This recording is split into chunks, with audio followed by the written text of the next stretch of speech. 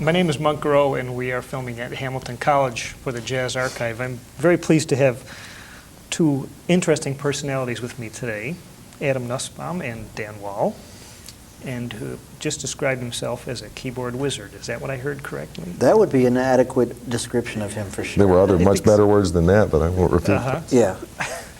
You know, I'm looking at some of the information that was sent to me about you fellows, and I think next time you do your resumes, you could almost write down, here's the people I haven't played with, and you'd actually have a shorter list. It's amazing to me how many musicians that you guys have worked with. How does that come about? I think what happens is, you get to New York, you have friends that you meet on the scene. They have maybe gigs and associations with people that are established. Your name gets out there, people hear about you, friends recommend you, people hear you, and it kind of works that way. Mm-hmm. And being able to fulfill the requirements of jobs is one way to get another job. I mean, a buddy of mine says the best way to get a gig is to have a gig, because people hear you and then they can always find your number. Mm-hmm. And a lot of elements come into play. Luck is, I think, when skill and opportunity meet. All right, that's a good description. I think that's something I've been very fortunate to have. And I feel very blessed to have had the opportunities to play with so many great musicians, because it's a constant learning process for me. Mm-hmm. Did it pretty much happen the same for you, Dan? Yeah, I think what Adam said is very true, that you meet people, you play with them, they like your playing or they don't like your playing, but if they like your playing, then they tell a friend of theirs about this person. Mm-hmm. And because they know that this person they're speaking with would enjoy a certain thing that you do, a certain interaction you have with people, and you connect with them, and from them you connect with somebody else, and it's, hopefully you get a flow going out of it. Yeah. And another thing that's probably important too, to work with a lot of people is to have developed kind of a broad understanding of music, roots, so that you can look at someone who's a specialist and they only do one thing, but if you look at the big picture of things, I think that if you can be a diverse player, then your chances are much better for getting out there and working with a lot of different people, because everybody's a little different. Mm-hmm. Did you guys come out of a music education background? Maybe you can address that first. No, not so much with me. I was fortunate, for one thing, that I grew up in a family of professional piano players. So going back to my grandfather, my uncle, who's a very good pianist, my mom, who's still doing gigs, my two cousins, it's kind of ridiculous. One's a record producer and a phenomenal reader, a well-educated person as opposed to me. So I was at Berkeley kind of doing just some specialized piano studies, as opposed to really being involved in going after a degree and participating in ensembles. I was actually doing a lot of gigs around Boston, and just at the school to kind of get what I felt that I needed to get. So I didn't come out of the educational. Now I teach in colleges, which is kind of strange, because I didn't go through that system. I did most of my learning from listening, from playing with people, and by having people in the family who I could actually sit down and listen to this great sound coming out of the piano with these great chord voicings, and ask my uncle, what are you doing? And then I would sit down, I want to do that, I want to make this instrument sound this way too. So that was more of my education. Yeah. How about yourself? I'd say pretty much the same thing. I didn't really come from a musical household. I came from a very arts-oriented household. My father was an artist, and my mother was involved with acting and graphics. And I was the sole musician, and I had a lot of different experience when I was younger. I mean, I studied the piano, I studied the bass, I studied the saxophone, but I just always wanted to play drums. So I kind of taught myself how to play drums after being inspired by an older cousin. Mm-hmm. And then I was always working little rock bands, youth symphony, marching band, things like that, and got hip to jazz when I was about 14 or 15, and pretty much did it on my own. I did go to the Davis Center for Performing Arts, which is a division of City College of New York, for 5 semesters, because basically my parents said, look, while you go to school, we'll pay your rent. And we want you to go to school because, of course, we want you to be prepared. And I never finished school because I was in New York and I was having the opportunity to work with a lot of different people, doing a lot of little gigs for very little money, but for amazingly great wealth of experience. And I never finished school, and I just was out on the road. And being in New York City, I had the opportunity to go to jam sessions, meet a lot of older musicians, and have the opportunity to really have a hands-on experience. So school was to fill in more of the theoretical aspects, you know, as far as learning about music, theory, harmony, stuff like that, which unfortunately I don't know enough of. But being in New York City gave me the opportunity, hands-on, to really learn about playing. So I'd say most of my education really comes from, the playing aspect comes from being out there on the street, more than through the academia. I recently read a statement said by the fellow that you happen to be playing with tonight, that he actually, in retrospect, feels more fortunate that there wasn't all this jazz education available when he was learning. Do you have any feeling on that statement? Well, I understand what this fellow meant, in that, and I see it happening myself through my own teaching, that you know, it's very easy for a young musician who's in the educational system, in the process, to get so absorbed, you know, become so absorbed with theoretical knowledge and the black and white on paper of this or that, that they miss the real bottom line of the whole thing, which is the ear and creating music, you know, hearing something to play. You know what I mean? It's almost like a block that can happen with some of them, not always. But maybe some of those people who are almost overloaded by theoretical information, maybe some of those people could be further along in their playing if they had approached it in a less academic way. When More hands-on, more hands-on. Yeah, it's a big part. I mean, you know, the best way to learn about this music is by doing it, and learning, for me, has been a constant evolution where only so much can come from books and come from things that you see. So much has to be done on the bandstand. You know, the process of learning, sitting next to musicians who are older and wiser, and basically getting humbled by people on the bandstand, where you basically get your ass kicked by people that play better than you, and you learn through doing. And unfortunately, unfortunately, there's less opportunities for that to occur because the big bands don't exist so much. Jazz is not the popular music of our time, where in the older days it was more popular. You always had the opportunity hands-on through the whole mentoring reality, where you'd be with older musicians who were more knowledgeable, and you'd learn by being next to them. And, you know, it's like, how did you learn how to walk? You didn't read it out of a book. You know, you saw somebody do it, and you tried to do it, you fell down, you got up, you did it again. And you learn through doing.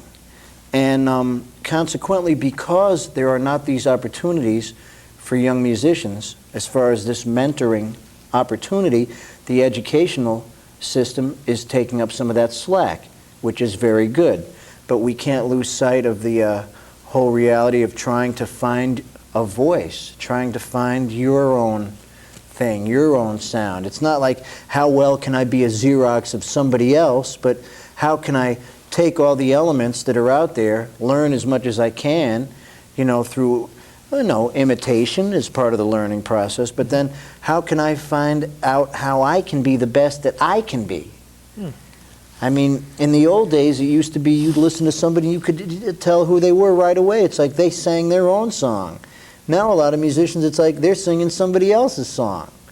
And what's their song? You know what I mean? Do you think it ever gets to the point where, does it get harder to have your own voice? Because there's so many more people that have come before you. I think that as time goes on, we have to realize that nobody can be me better than me. And I have to tap into all my different influences, and I am my own person.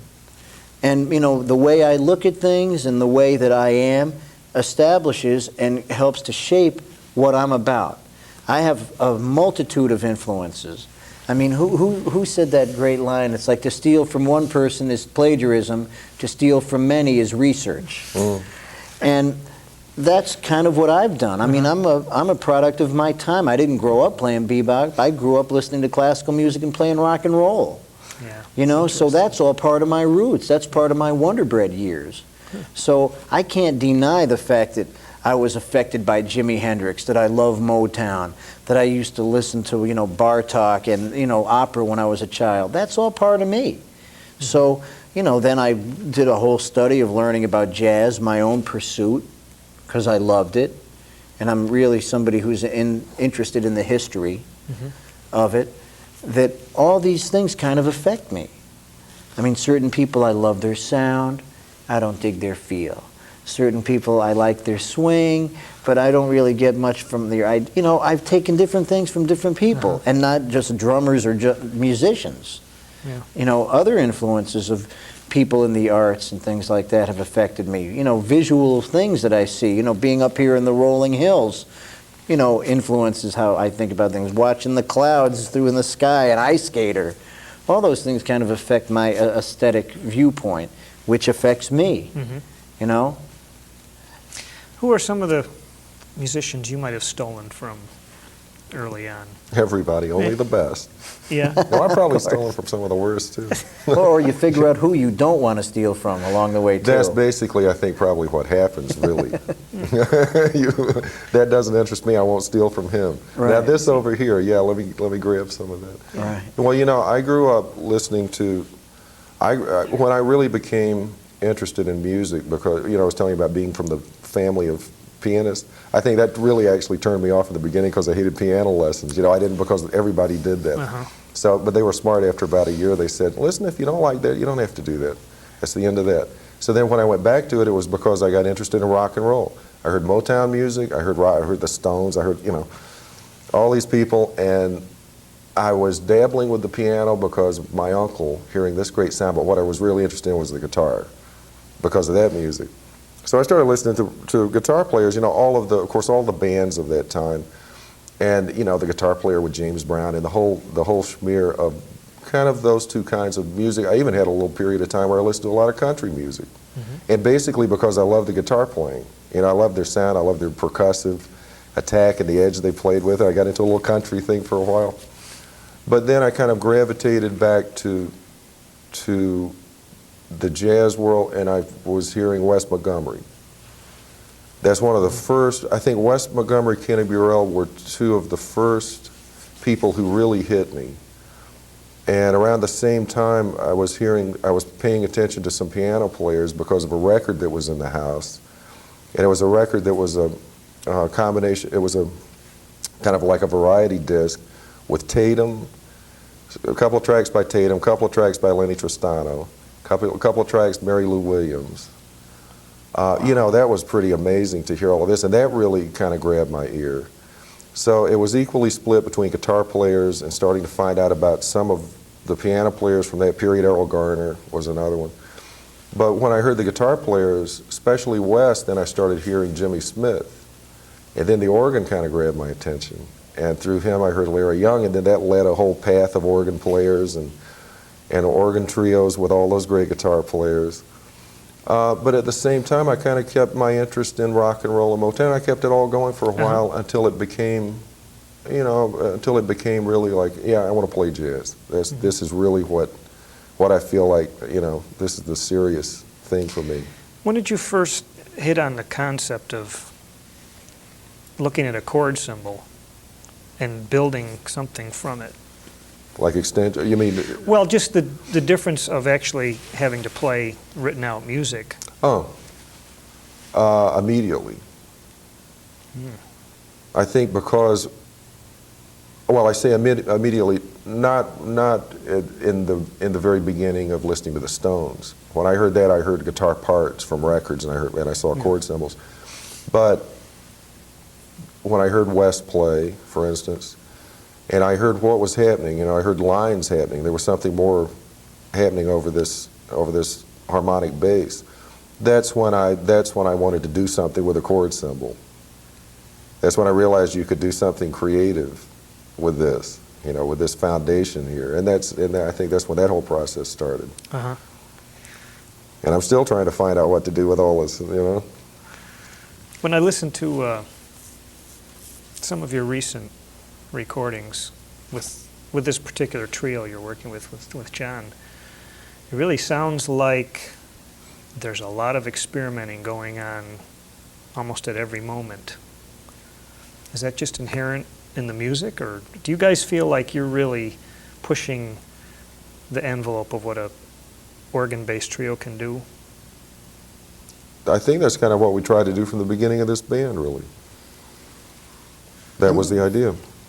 I think we all are very respectful of things that have gone on before, and love that. Mm-hmm. And at the same time, we all like to look. I think we all have some kind of vision, and I think we all have very similar common denominators as far as our musical roots and understanding. And it's like, okay, we understand this, and let's see how we can try to, test some new waters. Mm-hmm. I don't think it was really a conscious effort. It was just kind of we're all of a similar mind, I think. We all have that similar kind of attitude about, okay, let's reach. And that's just, I guess, an unspoken thing that we like to do. We like to take chances, take risk. And, because we've kind of developed a trust to one another within the situation, these potentials are there for things to happen. And, sometimes they work out, sometimes they don't. But that's all part of the fun. Uh-huh. Taking chances, taking some risk, Yeah. We don't want to play it safe. Right. And you're like the bass player, too. Mm-hmm. He's the everyman. You got he the, takes care of everything. You have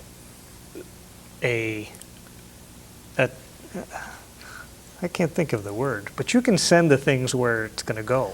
He dictates a lot of what can happen. I think within the situation, we all have a little more responsibility, Mm-hmm. which comes with the freedom, meaning more responsibility. I think very harmonically also. I'm understanding always, what's going on with the structures and how I can help to underline and give some kind of support to the harmonic structure of the compositions.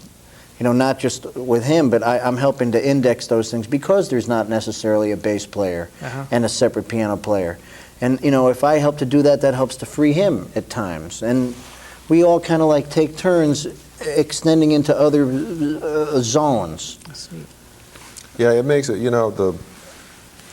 being the bass player, and I really feel this when I go back to the piano, where I have a bass player. Being the bass player really, it definitely creates more responsibility, as Adam was saying. But actually, I've learned to enjoy that responsibility because it gives me an ability to shape things for myself a certain way, or to respond to something, say, Adam is doing, so that it really takes a change of gears. Because basically, you're talking about the keyboard player and the bass player, and one instantly going a certain direction. We've had a lot of fun with this over the years because we can just zoom, and it's a good responsibility. And like Adam said, sometimes it works and sometimes it doesn't. But when it works, it's really I think it's an unusually good thing. Yeah. And going back to when we put the band together, we definitely didn't sit down and have a meeting and say, listen, let's do something different than the traditional organ trio. Yeah. I think that was just basically in the air when the three of us got together to play, and especially started playing gigs. That was basically automatically there, that this is going to be, to play these tunes, actually just even a great percentage of the material that we play, if you played it as a traditional organ trio, it wouldn't quite work. It kind of dictates that, you know, here's a piece of music. Music tells you what to do. It requires a different approach, yeah. The music really tells you what to do, and then you have to figure out how to take care of it, you know, try to, you know, just support what it tells you to do. Do you ever find that if you're, let's say, playing a standard or something, and you're playing it in 2 for a while, do you feel like you want to start going in 4, and you prod Dan, and do you ever resist? He prods all the time. He prods all the time. I'm the instigator. Jeez. I think, well, I love it when he plays 2. Because when he plays, you know, once it goes to 4, that's kind of where it goes. You know, once it hits 4/4, that's where it goes to. You know, the longer we can mess with it, the more tensions it can create, and the more options that are viable for us. You know, when he plays 2 or he plays some kind of broken figures, similar to like just what an upright player would play, or you know, the bass. You know, it gives us the opportunity. If he's playing 2, I can play 2. I can play 4. I can, you know, zip in and around, whatever. We can play around with it. Sometimes he'll instigate going to the 4, whatever. You know, it's there's no set rule with that. Sometimes it could be something that John plays. Right. If we're playing it back at John. Some line just feels like, yeah, there it is. No other place to go. Right. Yeah. We're committed now. Yeah. Yeah. And, you know, I think also playing, for me, it makes it a little easier playing because I use the lower keyboard for bass as opposed to pedals, that it makes it easier to, at least for me, to create some of those shapes where it's not always just kind of like finger popping walking bass, because of things that are possible with a hand that the feet can't quite do or wouldn't naturally do. You know, so we have a lot of fun with that. You have pretty good percentage of original material in the trio. Is it a challenge to get your own pieces played these days, other than doing it yourself? Well, you know, the couple of organ records that I've done lately, I think have been almost all my tunes, but maybe a couple of standards.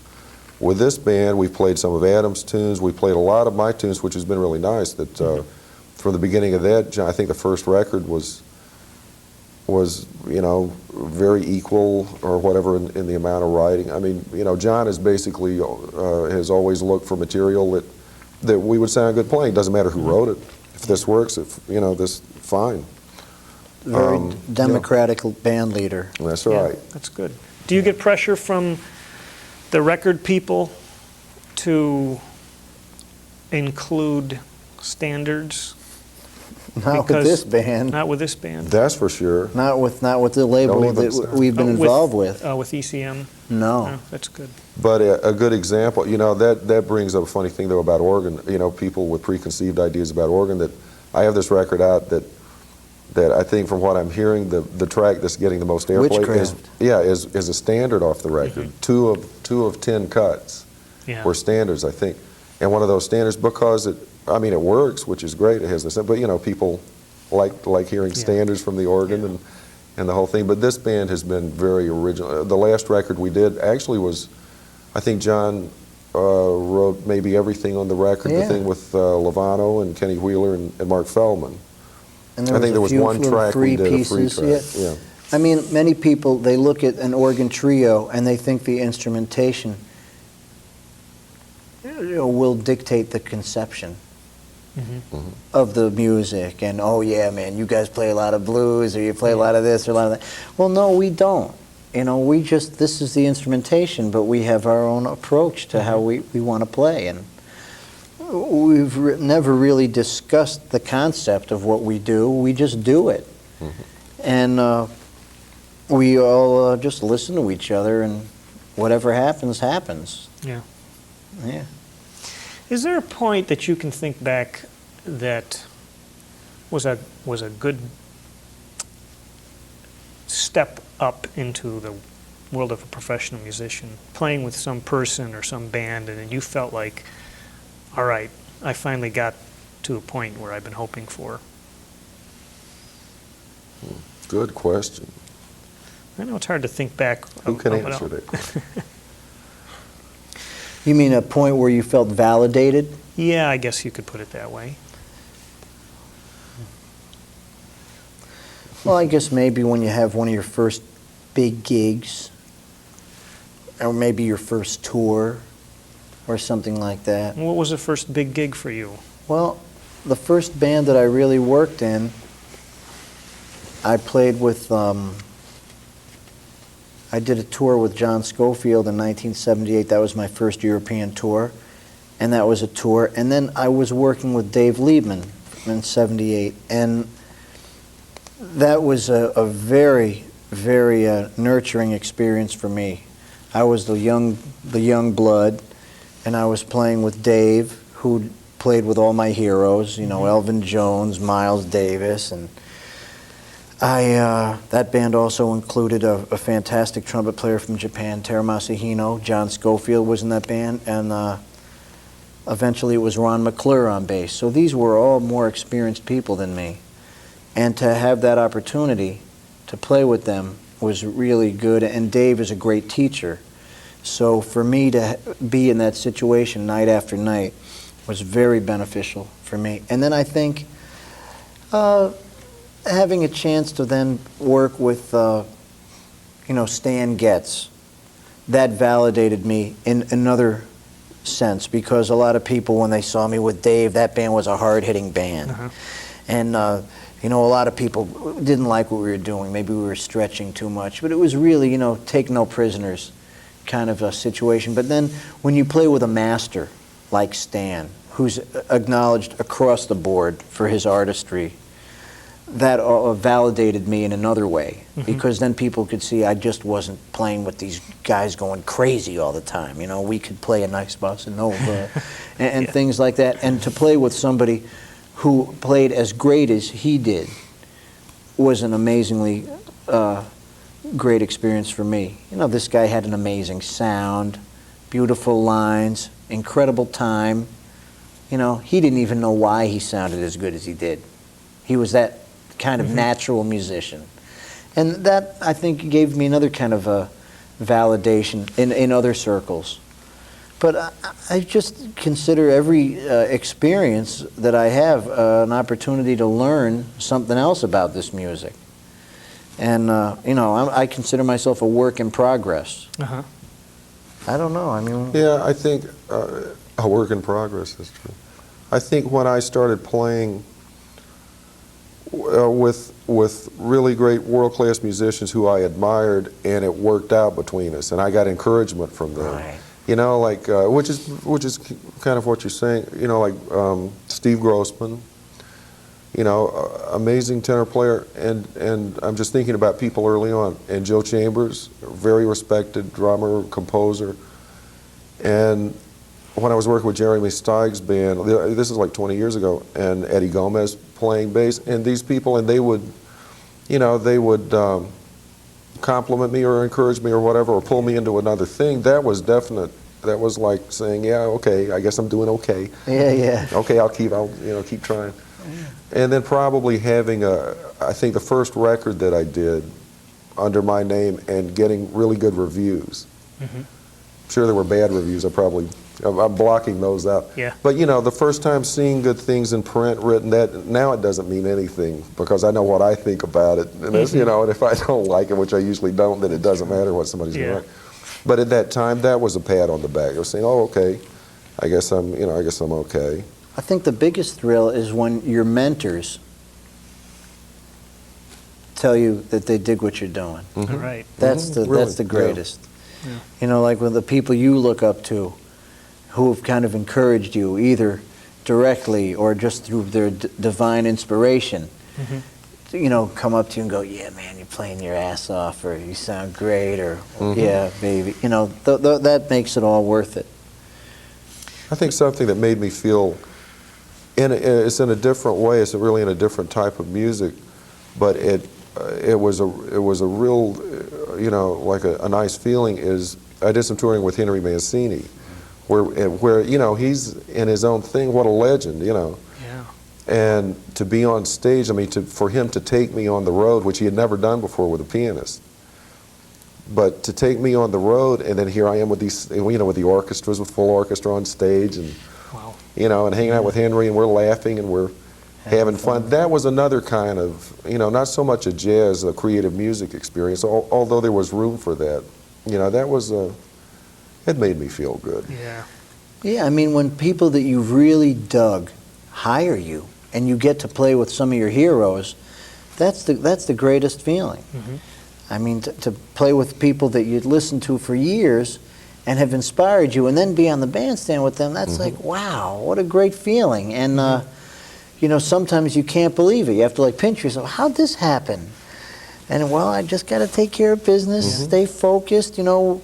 Where the bandstand is holy territory. We're all there together, you know, trying to find kumbaya, and everybody work together and find that common language. I mean, that's an incredibly great feeling. I mean, I still get it. You know, when you get to play with somebody you dig, and just try to find, like, let's find a common agreement. And, you know, that's what making music is with people. You try to find the common ground and work together to serve what the music is. So that's when you get to do it with your heroes, that's a really great feeling. You've had the opportunity to work with vocalists much, and is it different? Yeah, I used to do a lot of work in the 80s with Dakota Staton, who I had, yeah, the Late Late Show. And I had always loved her records, and that was a lot of fun for me to be out doing gigs with her. And she didn't drive, so a lot of times I would pick her up for the gig or take her back after the gig or something, you know. But musically, it was, you know, that was a great. And there was another singer, Maxine Sullivan, who I did a record actually also with Maxine that got a lot of nice attention, and that was a lot of fun. Sheila Jordan. Yeah. My wife is a singer, is a really good singer. We've enjoyed being able to work together all of these years, and to do, you know, to write together and do projects. But that's another, you know, that's a funny subject too, because a lot of musicians are so caught up in looking in one direction that you know, vocalists, they block this whole concept out. Well, I don't want to play with a vocalist, like it's a waste of time. But with the right person, man, it's another zone. You can create incredible things, but in a, you know. You have to be very sensitive to the situation. I mean, you have to respect what the song is. I mean, they're trying to sing a lyric. Yeah. You know, you have to make sure you can always hear that lyric. You have to give them the right kind of support so they can get it out there. And, you know, it requires a certain sensitivity. I mean, working with Stan Getz was like working with a great singer. Because, I mean, he really, the way he could sing out a melody, I mean, he was somebody where he didn't even have to improvise on a song. He could just play a ballad and play the melody. You didn't even need to hear him blow on it. You know, he brought a complete life and beautiful expression to just a melody. And, you know, when you work with a singer, you have to be respectful for what they need. You need to support them, but you can't get in their way. You know, I enjoy it. If it's a good singer, I love it. I mean... But then, see, that's always the thing The that I good use. singer. Is it, yeah, well, okay, what about a horn player? What, do you enjoy playing with a bad horn player? Right. Yeah, that's what I always try to Nice. tell people, to wake them up, like, Right. like, listen to what you're saying. Right. It's like when I listen to somebody goes, well, do you like playing? You seem to play with a lot of guitar players. I said, or you seem to play with a lot of this. I said, well, it's not the instrument that I dig playing with. It's the person who's playing it. Sure. It's like There I'm you more go. concerned with what the person's saying than what the instrument is. I see. I mean, Yeah. you know, what's the person? What's the personality? What's the voice? I mean, any great artist on any instrument, any great artist, even visual, has a vibe, has a voice. And that's what I listen for. Yeah. You know, Well- what are you saying? What's the story? Not like, is it a guitar or is it a piano? It's like, what are you saying? Yeah. I mean, some singers are great, some aren't. Some horn players are great, some aren't. I mean, you know, that's a good thing you That's said, it, though, yeah. yeah. I think it's a good point, too, from the accompaniment standpoint, that they have to not only bring good music, but a good personality to the, make things cohesive. Get that kumbaya you're talking about, right? I know when I worked with somebody like Al Cohen or Buddy DeFranco or Charlie Rouse, you find a way. They play a certain way. They play great. They played great. Buddy is still around, but all in their own ways. But you find a way of interacting with that, and if you enjoy the way that you're interacting with that, then you have fun working with this person. Doesn't matter if he's playing clarinet. Yeah. You find kumbaya. Is there any kind of, I'll use the word inequality, in the marketing of the jazz musician these days according to their age? Oh, sure. Definitely. I'll take that as a yes. That's a long topic to be discussed. I mean, unfortunately, the way things are going now in this world and with the whole marketing ploy, it's like new, exciting. These things are really being pushed through the marketing forces and things like that. And it's very unfortunate because, this art form is something where the longer you can stay at it, the better you're going to get at it. Mm-hmm. And it's very sad to see many artists who are at the peak of their game getting ignored for one reason or another, because they're not the new kid on the block, or they don't look a certain way, or things like that. And that's quite unfortunate. And there's a lot of guys that are I'd say in the middle zone, who have been kind of ignored, unfortunately. It's like if you're new and young and exciting, that's one thing. Or if you're old and like an old tiger, it's like young lions, old tigers. What about just the herd that's in there? What about just the cats that are in there in the middle?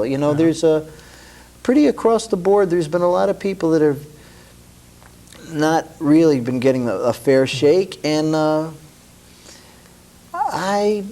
I'm not really sure why that is. It seems maybe in the whole reality of marketing and the world today and just our society, there's not a lot of room for a lot of people to be able to get out there as far as being supported. Mm-hmm. It's like, I look at it, there's several getting a very big piece of the pie, and many others have to grovel for their small slice. Mm. Which is unfortunate. Would you agree with that? Yeah, absolutely. And it's also a little unfortunate for the young artists that get all of this attention and acclaim right away. Yeah, where are they going to go? And also think, in a lot of cases, how much further they could go if they were left in some peace. Right. To really look for their own voice. Right. Like Adam was saying earlier. To keep pushing for it.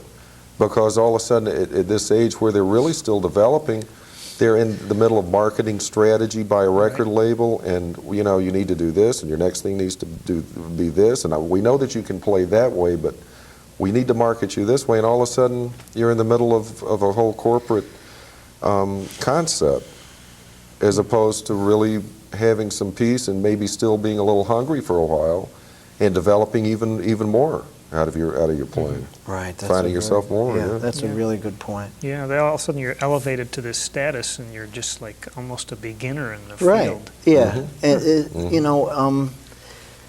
That whole mentoring situation doesn't seem to be existing that much now. And I remember when I was always the young guy in the band. I was always the baby. And now I'm in certain situations where I'm the old man, but then I'm still in situations where I am the young guy. Mm-hmm. I play with James Moody. He's 76 now. He's playing better than ever. And you know what? I don't even think he has a record deal now. And he's one of the real icons of the music. Mm-hmm. He's one of the last of the survivors, and he's at the peak of his game. And he doesn't even have a deal now. Right. Because I think he was with a big company. And they were saying, well, we want you to do this, we want you to do that. It's like, that's exactly, I remember him. Yeah, man, come on, this is James Moody. Can't you at least let the guy make a record he wants to make? It's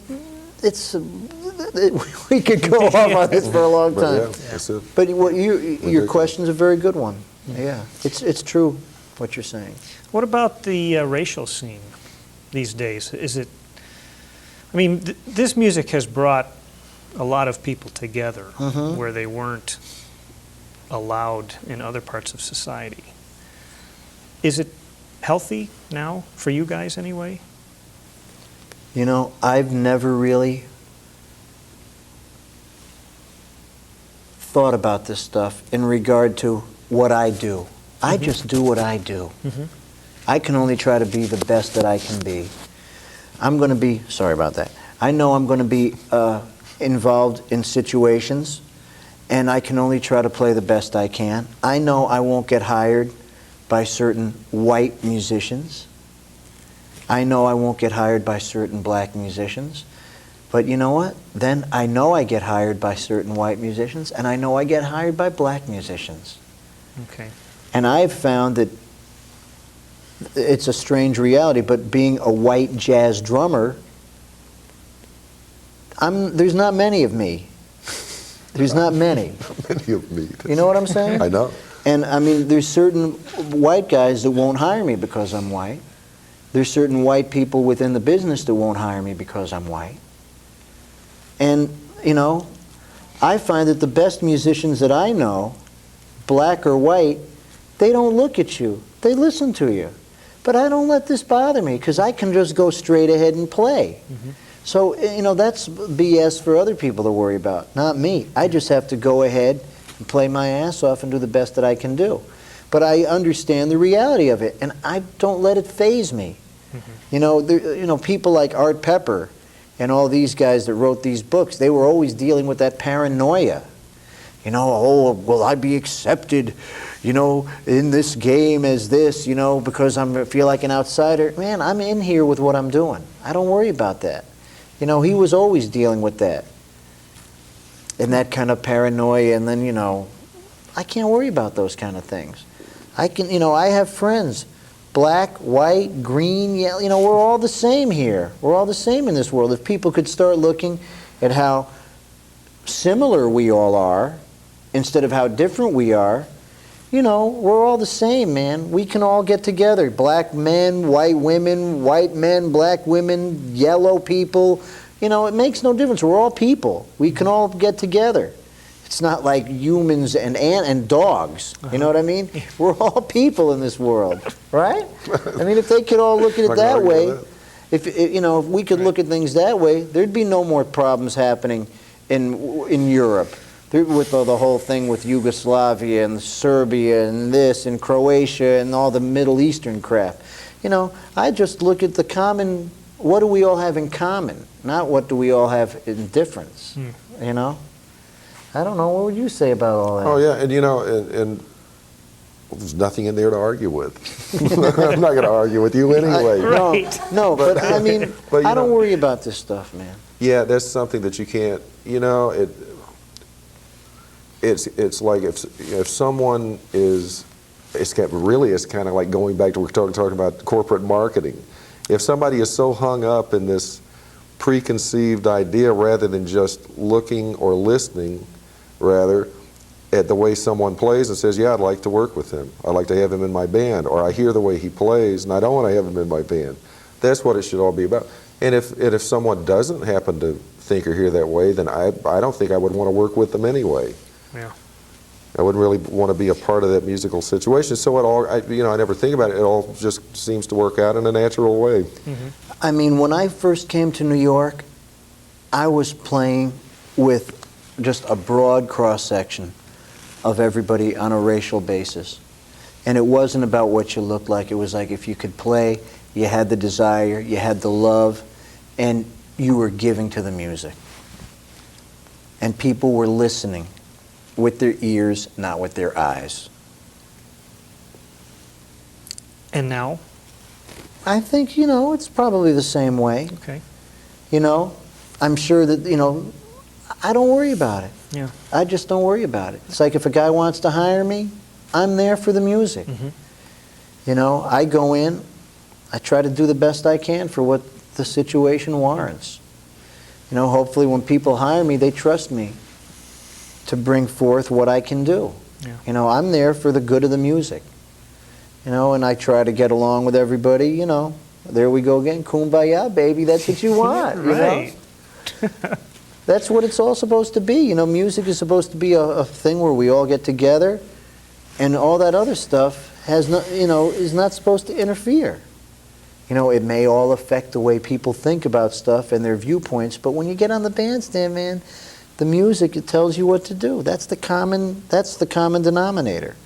And we're all supposed to work together for that. I mean, that's the bottom line. Right. Well said. Yeah. Let's suppose you got asked to do a career day at a local high school. Mm-hmm. And would you be encouraging to some aspiring musicians to try to make a living in this day and age? Yeah, well, that's an interesting comment, because I was walking down the hall of Oberlin where I teach, and I was listening to all of these people play this phenomenal, you know, like I wish I could play the piano like this. There's, you know, it's just ridiculous. And then you have a violinist over here, and I was thinking, what are they all going to do? Oh my gosh. But at the same time, when I'm sitting in a room working with the pianist that I have, I'm not going to give them that vibe, but who knows what they can do until they get out there and try. I'm going to try to get them better. Yeah. You know, I'm going to sit there and play with them and work on their reaction time and work on their ears, and try to play something back to them that they fall apart trying to play back to me, so that they'll get better, so that they'll go out there and see what they can do. Because that's really what, you know, I think that's a big problem sometimes with, say, families, where you have the family negative influence in saying, don't go into music, you'll never make a living. Come into the family business, be a doctor. How do you know you can't make a living? Don't tell them that. Tell them, you know, you check it out, but, you know, do it like 100%, and then see what you can do. Or suppose they want to be an actor or a painter or whatever, you know. And then later, then it's going to become pretty clear which way you're going to have to go. Either it's going to work or it's not. You're going to adjust to that. Right. You said you came from an artistic family. Did you get any, can I assume you got encouragement to go into what you're doing? My parents both were very pragmatic in the regard to, my father was a fine artist. He never made his living as an artist. He made his living doing technical illustration.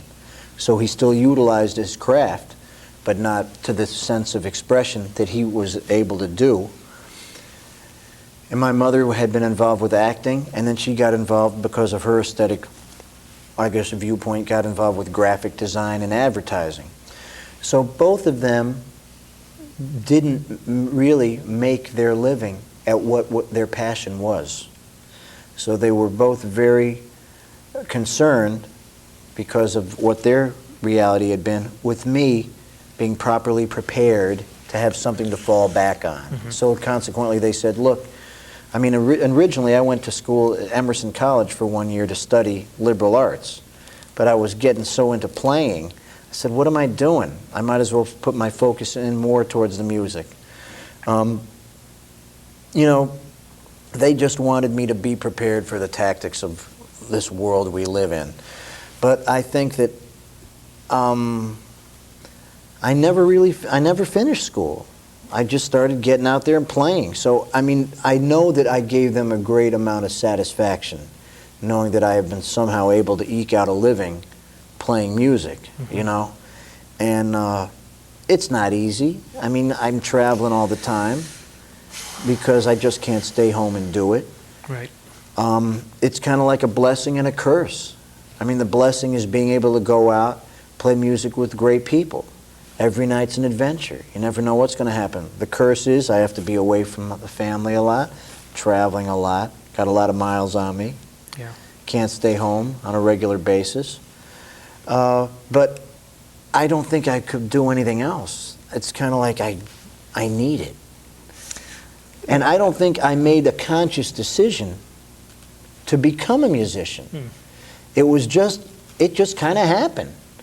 You know, I loved doing it. People call you, they get your number, You go to the gig, you get another gig. You know, it just seemed to happen that way. And, you know, if you're really trying to think intelligently and realistically, man, go out and get a job where you know you can make a steady check. You know, if a young person is debating in their mind, well, should I go for the security or should I go out and try it? Well, you know, if you're having to think about it, then maybe you're not supposed to be doing it. I mean, with me, I just kind of look at it as though this kind of happened. I guess it kind of picked me. And I had to go with it. So I did. And I mean, if you're young and you're not sure about it, and you have no responsibilities, and you can just go out there and give it a shot, give it a shot. You know? Try, see what's going to happen. You know, once you have the realities of marriage, mortgage, children, all that, you may not have that opportunity to give it a shot. You know, so... well, I'm sure both you guys are putting a lot of weight towards retirement. What am I going to retire to? Retire to. What am I going to retire Right. to? That's the great thing. I mean, I look at James Moody, he's 76. I talked to Pat LaBarbera today. He's going to go out and play with Elvin again. You know, Elvin's 73. These guys are only getting better. What are they going to do? Go play golf? I mean, they're still getting better. I mean, that's the great thing about being a musician. It's like, you know, every day I look forward to playing because there's going to be something different than the day before. I mean, you know, I got no pension plan, you know, with my job. We're out there in the real world. We have to, you know, anything we do is IRAs or whatever kind of stuff. It's like, you know, I don't know what I would retire to. I hate to think what you would retire to, really. I wouldn't want to be around. I'm just hoping my mind and body can keep it together. Yeah, but you know, that's the thing about music, like you're talking about Moody and everybody. If you look at what music can do for you in terms of years, and you see people that are like 72 years old, and they look good and they're happy, and they're happy because they're playing. Yeah, and this is their life force. That's exactly it. Yeah, I mean, look at Milt Hinton. Hinton. How long did Milt, what was he, 90 or something? 90, yeah. I mean, then, this guy, he just kept going. And he always had a smile on his face, and he brought a great vibe to everybody, and he just kept doing it. And, I mean, he had it together for a long time. I mean, he was playing up till he was around 87, 88, right? Right. God bless him. I mean... And you look at a lot of other people in other lines of work, and they have ulcers, and they're stressed out at like 60, and they're burned out, and they're miserable, and it's a big difference. You know, if you're the person that finds that they should be playing music, you know, to make you happy, you're not going to play it to get rich. Hopefully you're going to make an okay living and all that stuff. But, you know, if that's really in you, that this is what you do, they can keep you going for a lot of years. I feel like I'm just starting to get the hang of it now. Yeah. I really do. I feel like in the past year or so, I'm starting to get a clearer idea. I mean, this is after doing it a long time. Yeah, I mean, and that's a great feeling because it keeps me hungry, keeps me humble, and keeps me like vibrant. Wow. It's a constant challenge, which is a good thing. Yeah. And it can't be, what you're talking about can't be because of your technique, I wouldn't think. What technique? Well, okay. Me too. You're talking to the wrong people here about that. I mean, it's something else, right? It's making connections between players and, I mean, I don't know what, but maybe we can't describe it, but you're feeling it in the last year or so, you said. I just feel like I'm getting a better idea about music and, you know, projecting that other thing which can't really be described or explained. You know, it's not a technical thing. It's not necessarily an intellectual thing. It's more the vibe that's being created, and maybe you want to call it a spiritual kind of feeling, but, you know, projecting a feeling, you know, and having people being able to feel something through the music. I mean, I realized that recently, this is a gift. If you can play music and get out there and play for people, you have a certain amount of gift. That, you know, maybe you just, God dropped it in your lap, or maybe you've spent a lot of time working at the craft to have this gift. And then when you get out, you're trying to make people feel something, hopefully. You know, any great artist is going to do that to you in any field of music. And any kind of art idiom. You know, Picasso could do it, Rembrandt could do it, Ben Webster could do it with one note, John Coltrane could do it with 1,000 notes. You know what I'm saying? Yes. And, you know, Jimi Hendrix could do it, Marvin Gaye could do it. You get a vibe, you get a feeling. Billie Holiday. Humphrey Bogart. You name it. Humphrey Yeah, Bogart, yeah. Greta Garbo. Yeah. That's, You- you know, that's so true. Like Humphrey did it with, like, you know, his look or Yeah. a look, and Had the dark someone else thing. does Right. it with a Yeah. note. That's right. And, you know, to have that kind of thing where you make people get some kind of feeling, that's something. And, you know, as you grow up in this world, as you start to deal with life and the things that you have to, you know, deal with as far as realities of life, you know, wife, kids, family, being out here in the world, working with everybody, you know, all these things affect you. You know, everything that happens to you affects you. You know, people you love, people that come and go, people that die, whatever. All these things affect you. And then they all help to shape you. And, you know, when you play, this is all part of your life experience. And this is all part of what's out there on the line. And when you're playing, you know, you got to be thankful for that experience. I mean, you know, you got to get up there, play your ass off. You could be dead tomorrow. You know, you can't feel like you're jiving anybody. You know, you're on the line. It's for real. And when you're in a great band, it's a great feeling, because if everybody's got that kind of feeling going on, it's a great thing. You know, it's indescribable. I mean, you know, there are those moments in your life where you feel like the music is playing you. You're just like a vehicle for stuff that comes out when you're in that other space. And those are the things that keep you going. And it's definitely not a technical thing. I mean, you have to have enough technique to convey, you know, to be able to manifest this, you know, this thing that's happening. Right. But technique is nothing against technique. No. But, you know, it has to be up to a certain level, but it's definitely not a technical thing. I mean, you hear train, I'm aware of the feeling. I'm not aware of the amazing chops that he had to do it. You know, it's like you hear a man really playing from his soul. Yeah. I mean, to me, it's like any of the great players I hear, whatever technical brilliance they have, you never lose the blues. You know, the blues is always somehow there in any of the people that you dig, you know? I mean, you heard it all the time with Louis Armstrong. You hear it with Billie Holiday. You hear it with Train. You hear it with Sonny. You hear it with, you know, somebody that makes you feel something. And that's the thing that I mean, it's not even just jazz. It's all the other music, too. You know, Jimi Hendrix with all the stuff he did pushing the envelope with the guitar. Man, underneath it, that was some serious blues going down, you know. When I hear, you know, Rubinstein playing Chopin nocturnes, you know, you getting it. You know what I mean? You feel it. And that's, you know, for me, that's all the stuff that's affected me. You know, it's like, how does it make you feel? It's not like, did you see that? Well, no, it's like, wow, you know. Did you feel that? Yeah. Right? And how did you like it? It's not like, how are you doing? It's like, how are you feeling? You know? Well, I know you fellas have to get to a sound check. Yeah, but we could probably go on all We're not going to day. go. We'll just hang here. We'll hang here. Do you have any other pertinent questions you feel? Well, let me would be- think about that for a moment.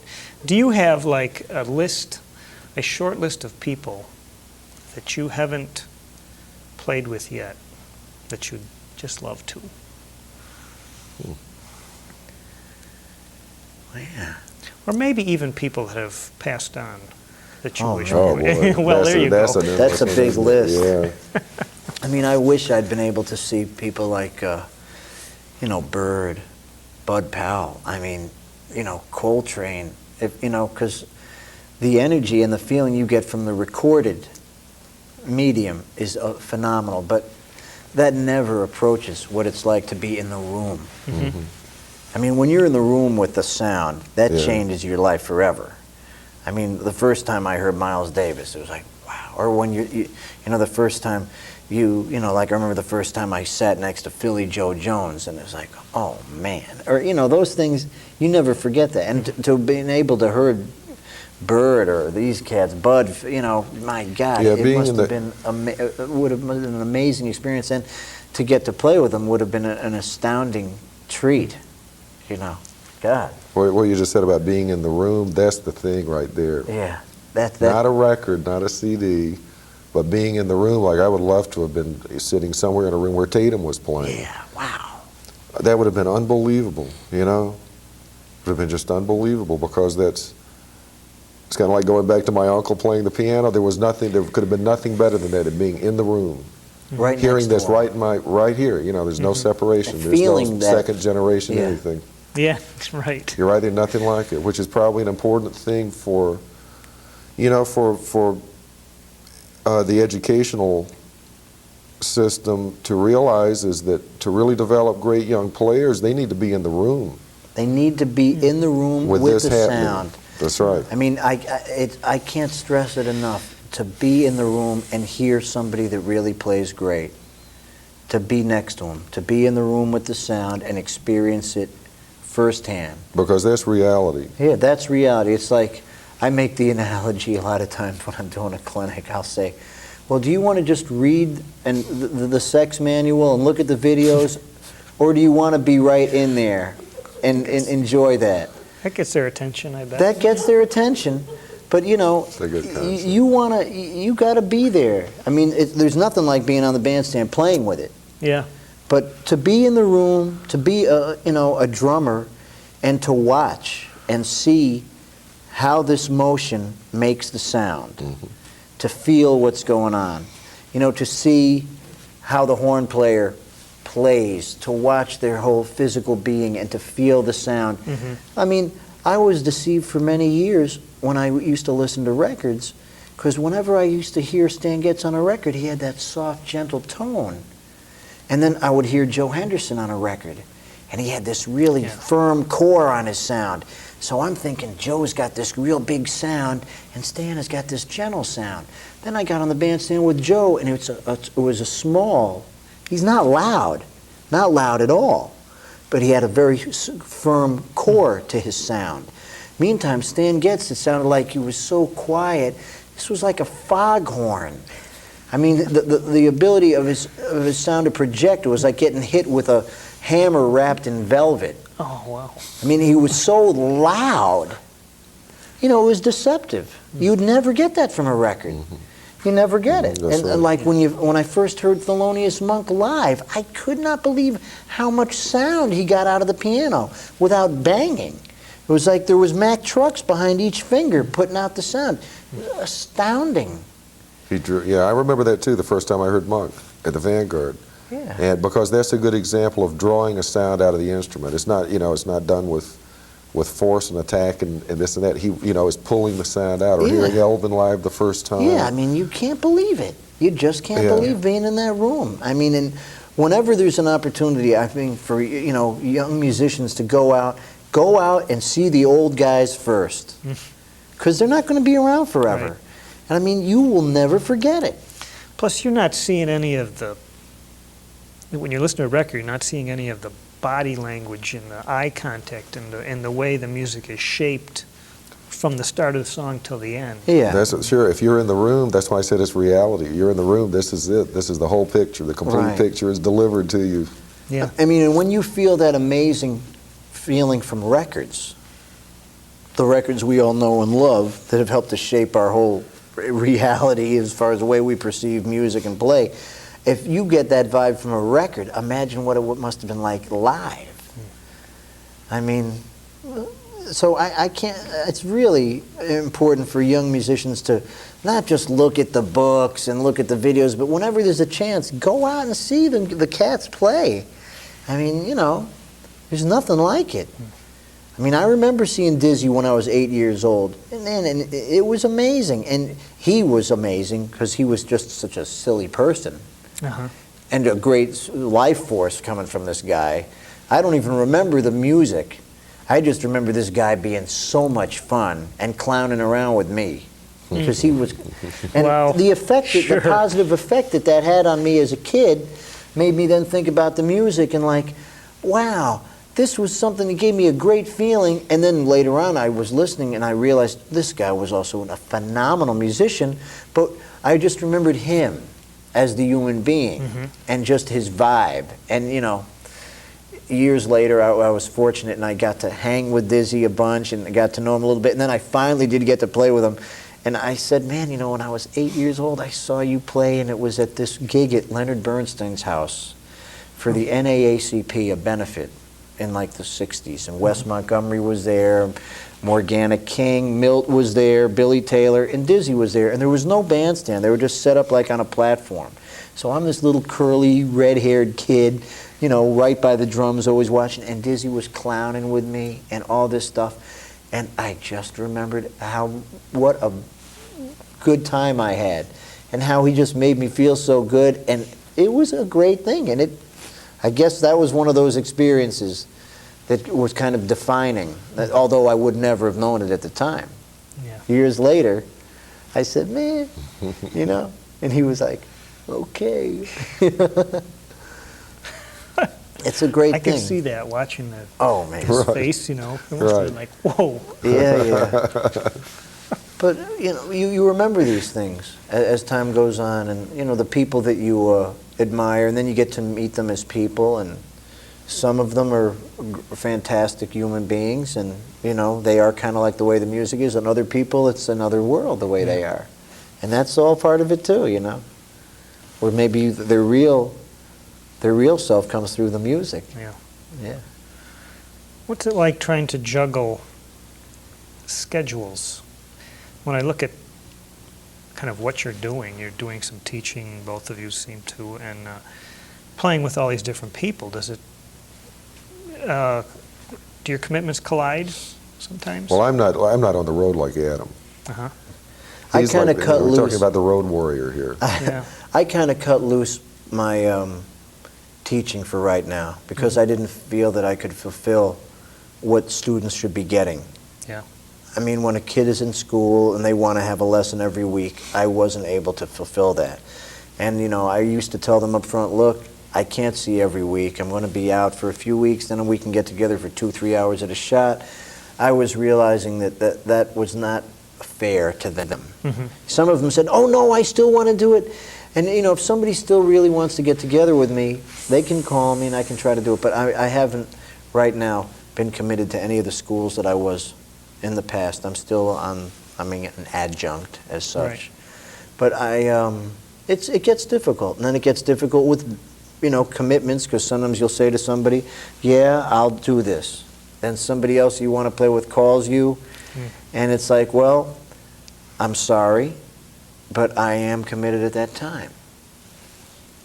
Because I like to be a man of my word. Yeah. You start backing out too often. Yeah, I don't like to do that. I mean, I had the situation, you know, sending subs in on situations, and eventually they just say, okay, well, you're not available, we're going to use them.